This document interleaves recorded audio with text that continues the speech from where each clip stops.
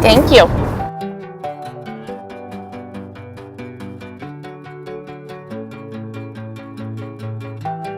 Hi, I'm Melissa Manning, Campaign and Marketing Manager for United Way of St. Charles.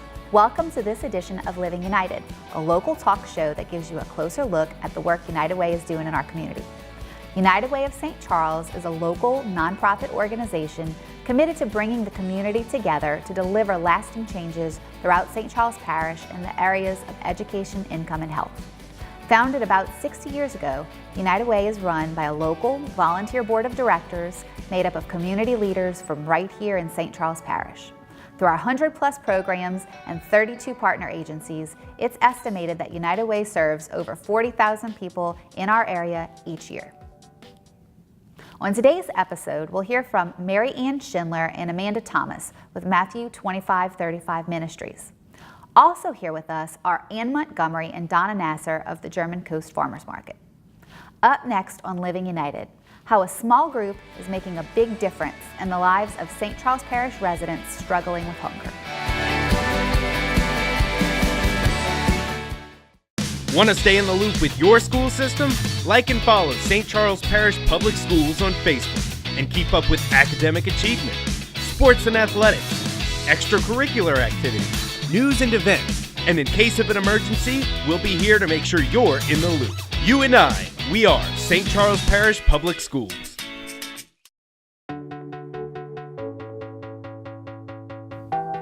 Matthew 25:35 Ministries began their food pantry in partnership with Second Harvest Food Bank in 2014. Through their program, hundreds of families are supplied each month with fresh and frozen products along with canned and boxed items. Joining us today to speak about Matthew 25:35 Ministries are volunteers Mary Ann Schindler and Amanda Thomas. Thanks for being here with us, ladies.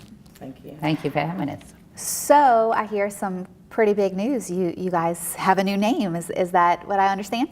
Yes, we are excited. We were the Matthew 25:35 Food Pantry, but we realized we weren't just a food pantry. A food pantry would hand out food and the people would be along their way and we wouldn't be helping them in any other way.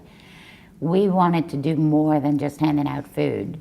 We have workshops to help them learn how to shop more effectively, more with health in mind. We also have workshops to help them with their finances. We give them social events. We have picnics, we have breakfast, we have different things because we realize this is an outing for them. It's not just going to pick up food, but it's a place where they're meeting friends and they've actually become our family. So Matthew 25:35 Food Pantry is now the Matthew 25:35 Ministries. Okay, so for someone who's never heard of your organization before, tell me, you mentioned some of the items that you guys do, but tell me a little bit about the actual food pantry part, which is kind of where you started, right? Right. We started actually as just the church brought in food on one Sunday a month, and if somebody came to the church, the secretary would look on the shelf and have a little bag. Then we decided we want to get a little bit more organized. So we said, we'll get a committee and take it over. So that's what we did. And we became a Second Harvest Food Bank, which then opened up a lot of doors and became a lot more of a project with more people involved.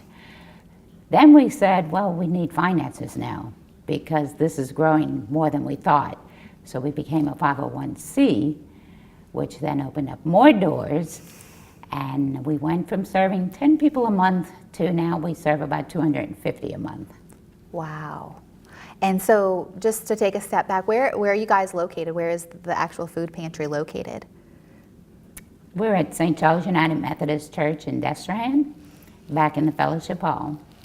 Okay, so kind of walk me through the process. If someone is in need of food, they pull into your parking lot, what happens after that?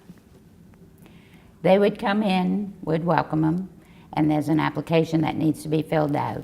We have our personal application from the church as well as the Second Harvest Food Bank application.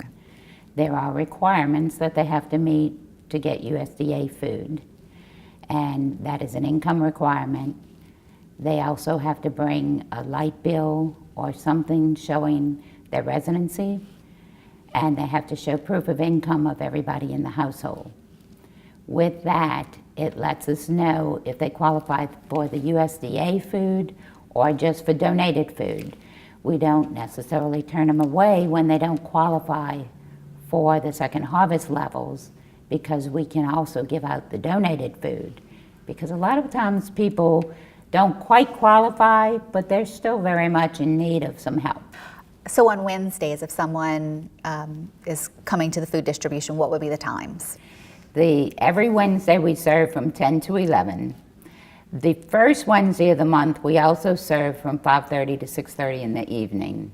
That way somebody that works or goes to school still has the opportunity to come and get food. That's really great service. And then you said Sundays also?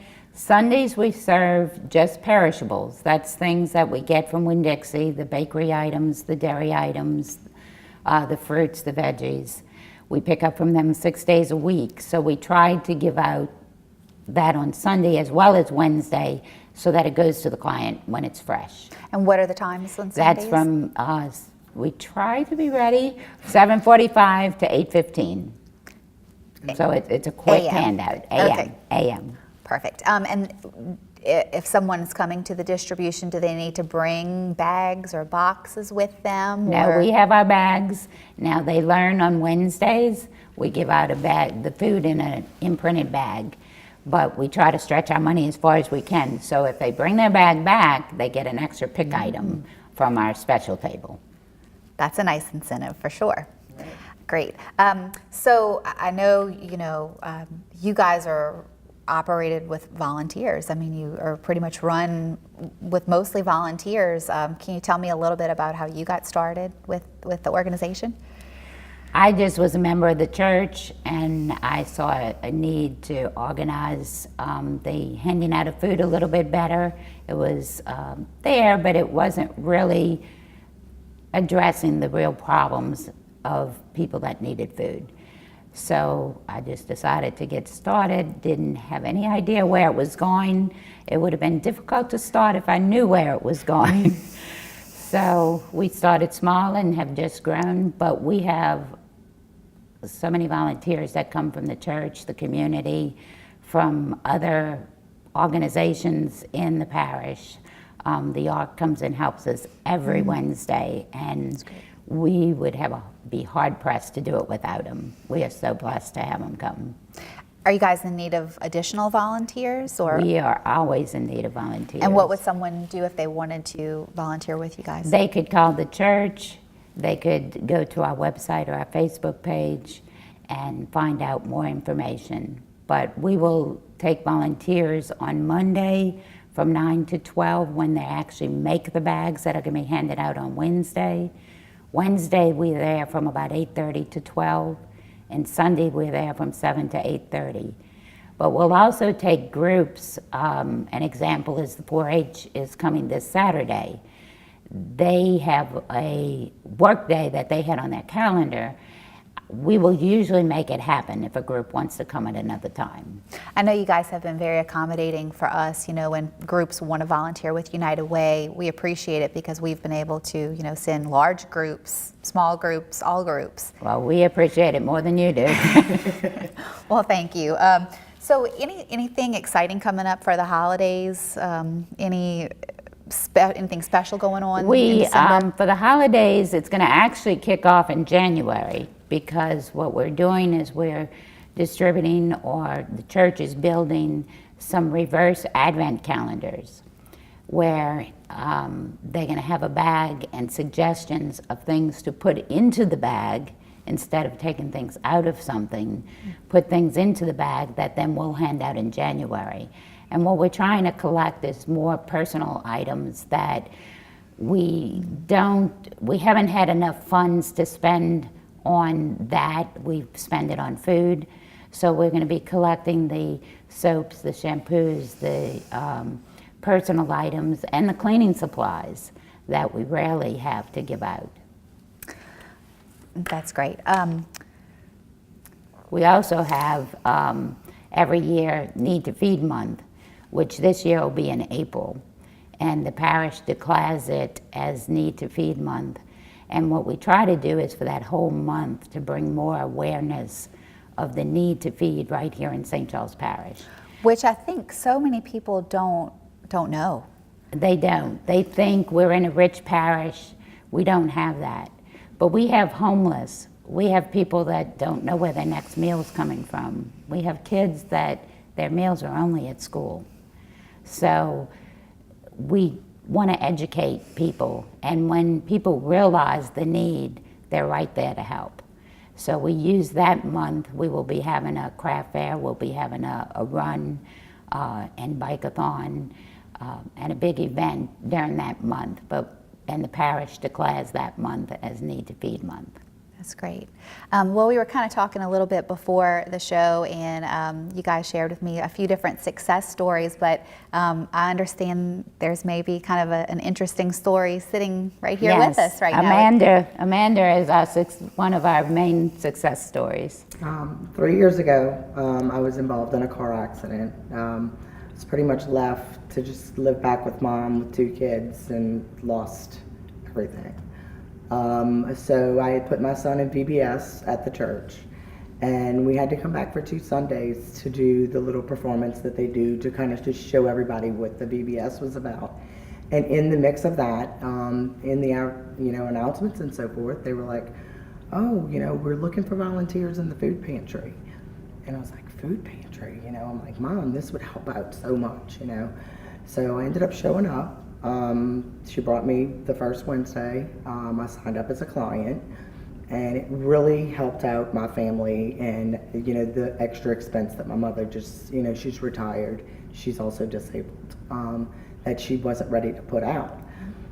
So as I started going, I might have went 3 times, 3 months in a row, and I decided that I wanted to start volunteering in this. I saw how much it helped me, seeing how much it was helping other people.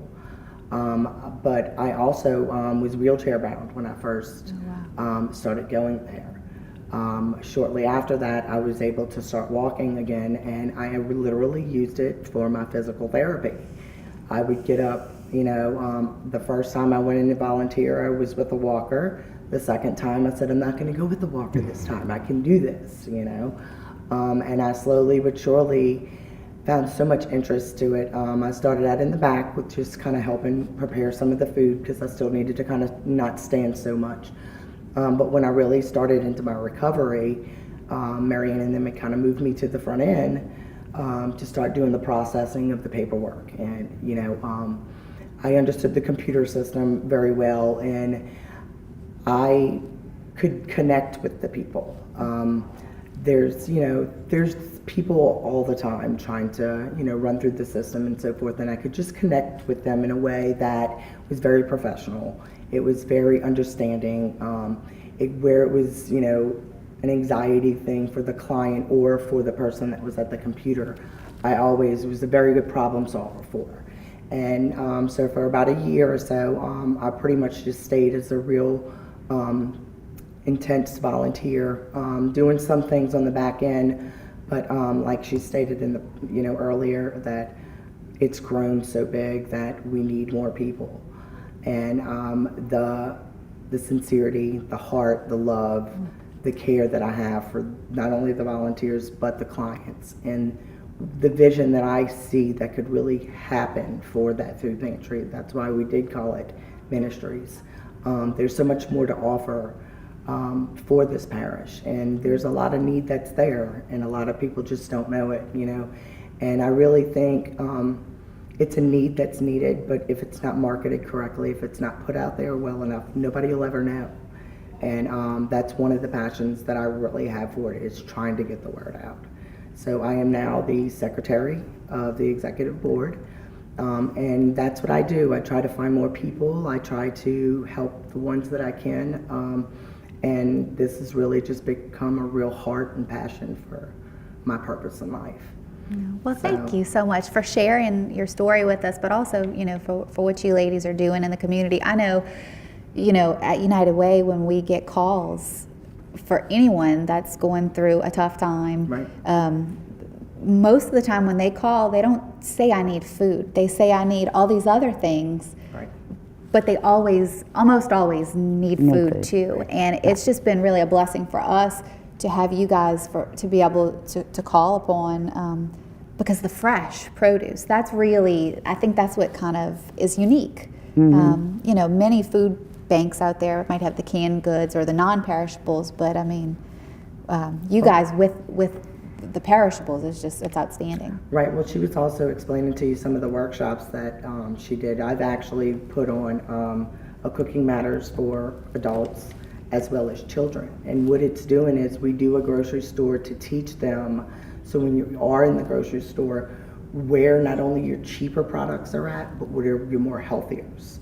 And we've had very, very good success with that because, you know, some people don't know what to do with fresh vegetables. They're used to eating out of a can. And, you know, there's so many ways that you can cook chicken. You know, for instance, one of the biggest things was, what's your favorite food? And it's always fried chicken, you know, especially in, you know, southern Louisiana.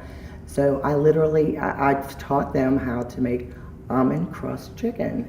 And it tastes like fried chicken, just with a little different taste to it, and you don't have to involve the oil so much, and you know, and it's so much more healthier, and they just don't know what to do with it, you know. So I think I need to sign up for this class. How often do y'all have this? So it was something Second Harvest had started, and they actually don't promote it too much anymore, but we really thought that it was a really good thing for our clients.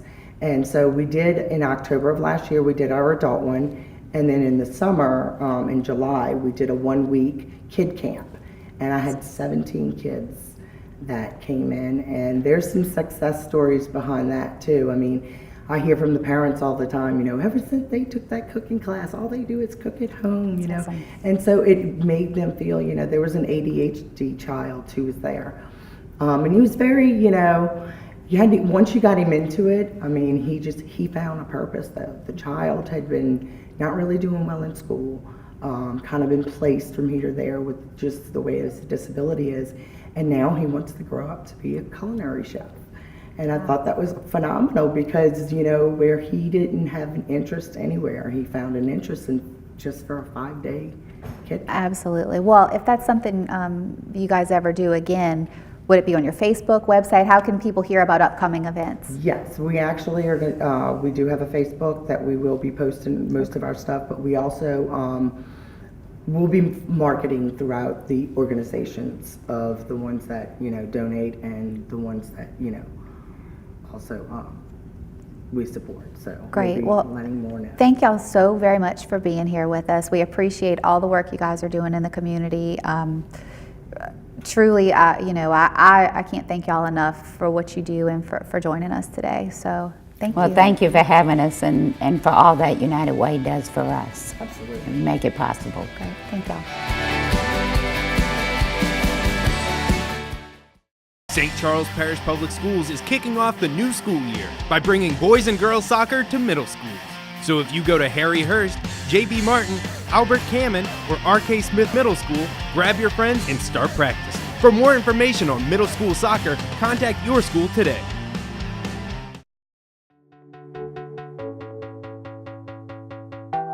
Founded in May of 2003, the German Coast Farmers Market was established to encourage the ability of farmers and small vendors to reach the public directly with the freshest of produce and homegrown products. Now with locations on both the East and West Banks, the nonprofit organization serves as a community gathering place, tourist destination, as well as a market for fresh vegetables, fruits, and flowers. Here to speak with us about one of United Way's newest partner agencies, the German Coast Farmers Market, are Board President Ann Montgomery and Vice President Donna Nasser. Welcome, ladies. Thank you for having us. We really appreciate it. So tell me a little bit about the German Coast Farmers Market.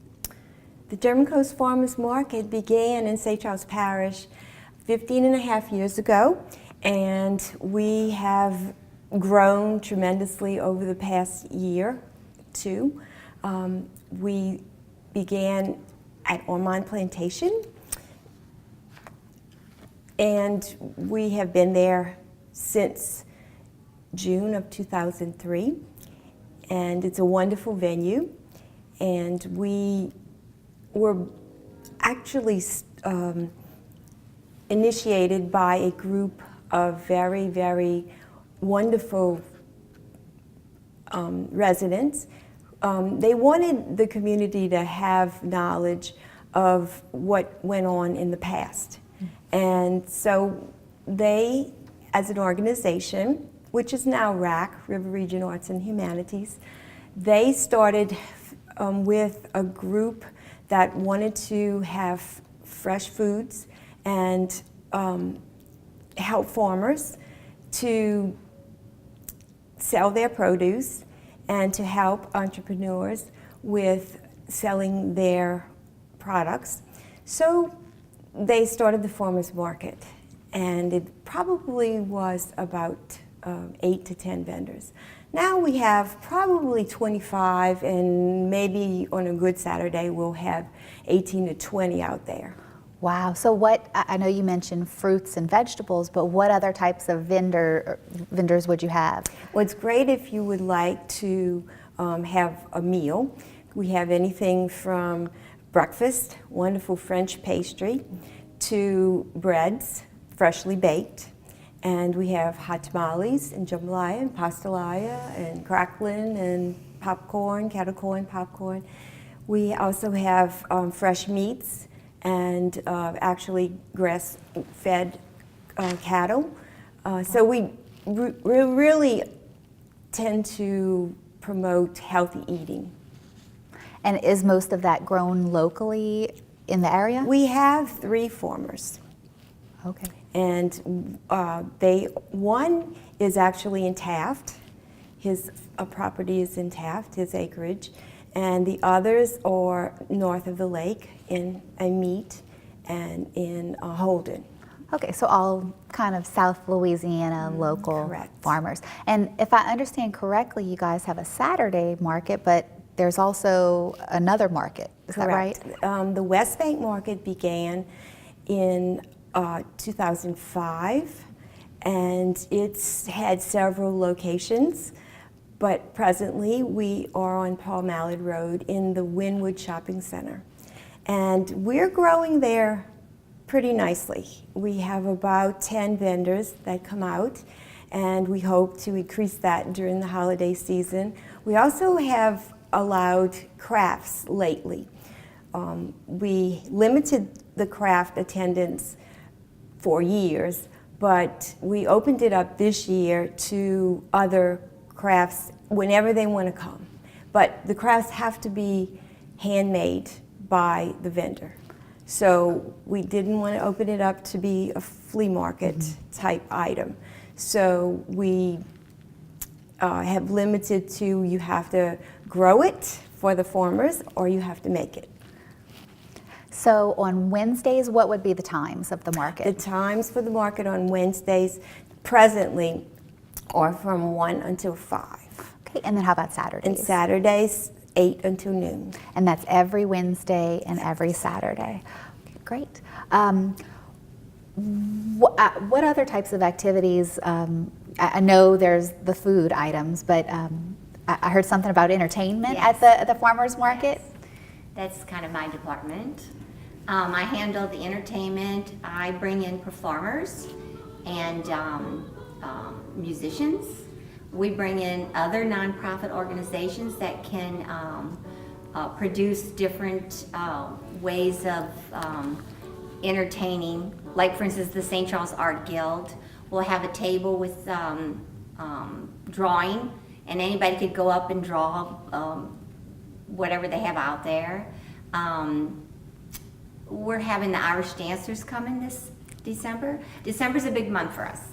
We're having the Irish dancers coming in the 15th, I believe, the Saturday the 15th. They'll be there, and we're going to have Cajun Santa. He's going to be reciting the 12 Days of Christmas 3 times. He's got his own beard. He's wonderful. And he'll have a little pirogue with, and you can take pictures with him.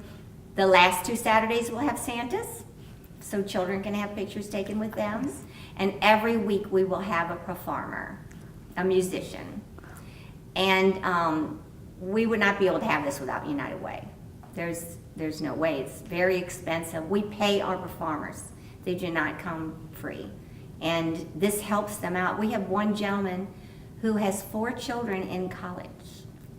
And this is how he helps his children get through college, is by performing different places. So Wow. he's thrilled to be there. So is that something kind of new, the performers? Because I remember going to the farmers market, but I don't ever remember anything quite that exciting when I was there. Is that a newer addition? Well, the last couple of years, because of United Way, Yes. we've been able to provide more entertainment. But before that, we did have a very wonderful gentleman, Blanche Newsom, who still performs for us. But he would come almost every week. And we didn't pay him much, but he was there, and he got tips and all that, so he was, and he's still with us, Great, so. great. So you mentioned, the entertainment, the funding from United Way helping with that. Is there, where else do you guys get your funding from? What other sources? Well, we write grants, and we have funding from the RAC group, River Region Arts and Humanities. They were on board with the market for entertainers from day one. So to say, is this new? It's just we're trying to have it more often. We used to have it for anniversary in June, and then some type of holiday, Oktoberfest celebration. So we expanded it through other grants. Women's Club, St. Charles Women's Club, gives us, we write grants for that funding. And United Way, we learn to ask them for help, and we've become partners. That's great. I was gonna say, we also have cooking demonstrations too. Oh, Yes, that's very nice. a big part So of if that. someone wants to attend this, is there a fee, or is it just open to the public, or? Well, the market's open to the public. So all the demonstrations, all the entertainment, everything's just free and open to the public? Right. Okay, great. And then what if someone would like to be a vendor? What if they would like to set up a booth at the market? We have a process. It's kind of funny, people actually have come before with their trucks loaded up and tried to back in and just start selling. And we send our market coordinator. So this is a business. We're volunteers. We are run by a volunteer board, but we do have paid employees, and one very, very important one is our market coordinator. And so we send him over, and he has to ask them if they have put in an application. So we have an application process, and then the board okays the application according to guidelines. We just revamped our rules and regulations for the upcoming year, which the vendors will all get. And the new vendors would get that along with this application that they must submit before they are allowed to come to the market. It has to be approved by the majority of the board. And then we explain our fees. We have fees that would help us to pay the coordinator, pay our insurance, pay the electricity. And so there is a need for just the workings of the market to have this vendor fee. So it's $20 presently per market on Saturday, and because the population and the vendor attendance is, vendor and patron attendance is a little less on the Wednesday market, it's $15 per market. Okay. And there's an annual fee that comes with the application, and we do have lots of requirements that people don't really know about. We have to have tax IDs for anybody that sells merchandise or food. The farmers, they're exempt from that. They do not have to pay taxes. But we have to prove that they have applied for St. Charles Parish tax ID number. And then they have to have an occupational license to sell in St. Charles Parish. And then we also, if you live in St. Charles Parish and you prepare your product in St. Charles Parish, then you have to have a home occupational license. So it's not pull your truck up and sell. I think one of the important things about our organization is that we are outside in the Armand Plantation. And we've been there in their parking lot for many years. It's gravel. We've been doing this for a long time there, since 2003. But our goal is to have a shelter.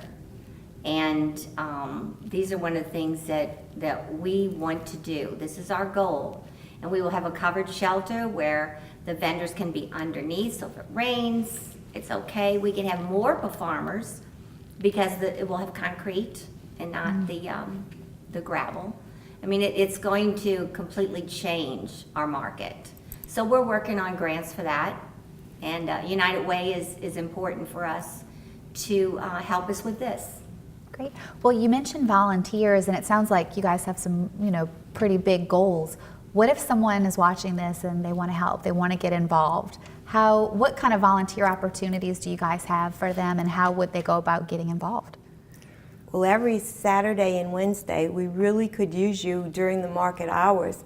We have 2 of the board members that try to be at the Saturday markets to help the coordinator, because we count, we have reports we have to prepare to turn into the parish. We failed to say we're funded by the parish. We have a subsidy, and this subsidy from the parish has decreased over the years because they want us to, their goal is for us to become self-sufficient. We're moving toward that, but we're not there. So we would love for anyone who's interested in giving 2 hours, 3 hours. The market's length is 4 hours, but whatever you can give, we count. We pick up a product from each vendor and prepare a basket, which we have a raffle for. That's a way to generate some revenue. So we have little jobs that could we're in need of help. And we also have a lot of behind the scenes things during the week. There's some things that could be helpful. I just picked up a sign. It's a cutout where kids can get behind the sign and put their little faces in and look like 2 farmers. Cute. So that grant was provided by the Women's Club. So I had to stop on my way home yesterday to go pick up. So there's something to do in my life for the market every day. So if someone's listening and they are interested, they say, yes, sign me up, I want to get involved. How do they do that? Do they contact the easiest thing would be to go to the website, which is GermanCoastFarmersMarket.org. That's the easiest way.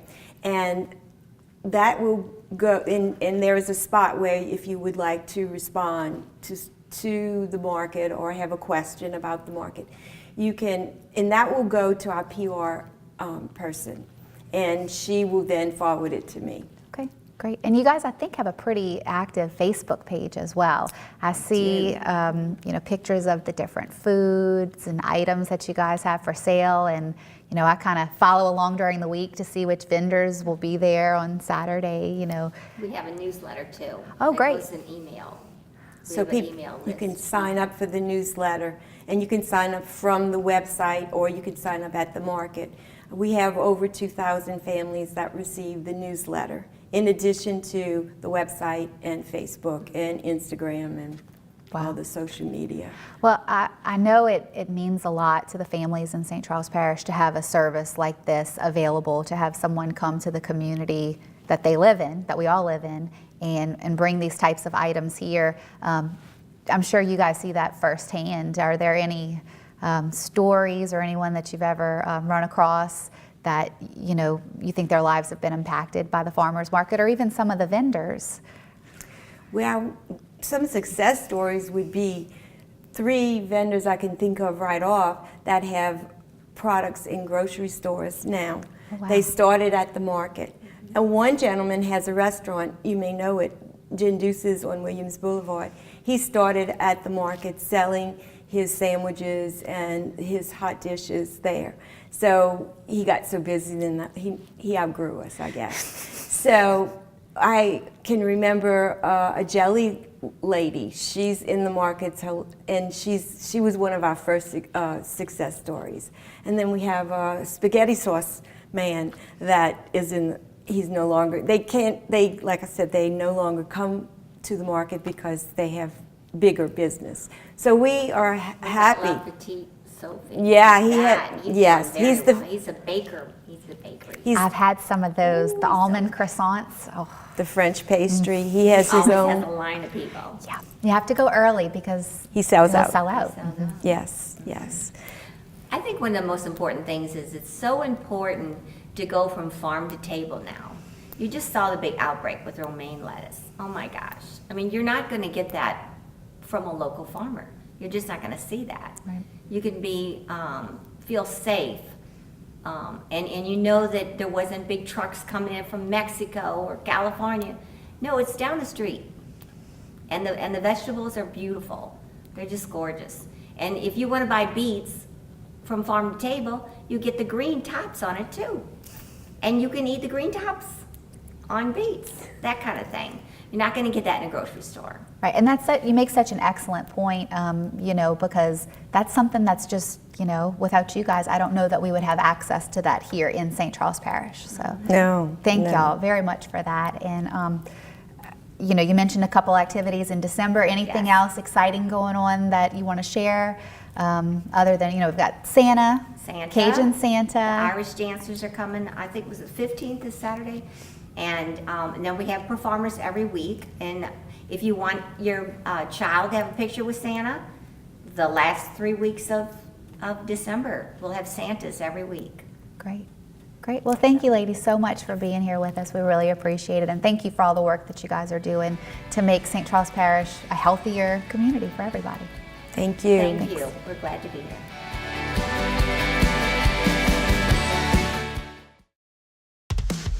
Follow SCPPS and our official school accounts for the latest news, events, and announcements.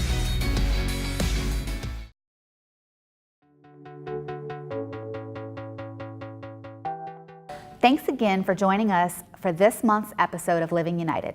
We hope you've learned a little about United Way of St. Charles and the important work we're doing in St. Charles Parish. Anyone can make a difference in our community, no matter how small. If you're interested in learning more about anything you've seen today, please call our office. We're passionate about St. Charles Parish and would be happy to continue the conversation about making our community a better place to live and work. Remember, this is our community. Great things happen in St. Charles Parish when we live united.